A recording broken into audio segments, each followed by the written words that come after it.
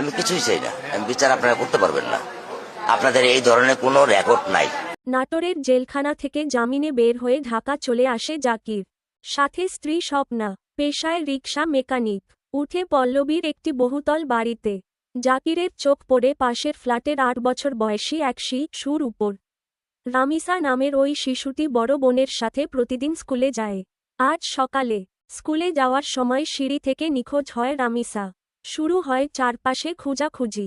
উপরের ফ্ল্যাটের সামনে রামিসার জুতার একটি দেখতে পেয়ে ওর মা দরজায় নক করে, কিন্তু কোন সাড়া শব্দ নাই।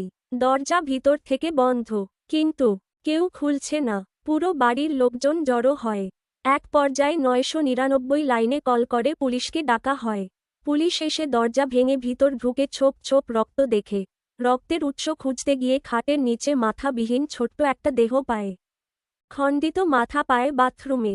মায়ের সামনে মেয়ের ২ টুকরো শরীর। কী বিভৎস দৃশ্য! পুলিশ জাকিরের বউ স্বপ্নাকে আটক করলে সে জানায়, তার স্বামীর বিকৃত লালসার শিকার হয় রামিসা। ছোট্ট মেয়ের প্রচুর রক্তক্ষরণ শুরু হলে তাকে হত্যা করে। লাশ গুম করতে মাথা আলাদা করে। ২ জায়গায় ফেলে দেওয়ার প্ল্যান করে। জাকির আবারও জামিনে বের হবে, কারণ বাংলাদেশের আইন অন্ধ। আমাদের দেশে প্রতিনিয়ত এমন ঘটনা ঘটছে। আর কত মা বাবা তার সন্তানকে হারাবে, আর কত জীবন হারাবে।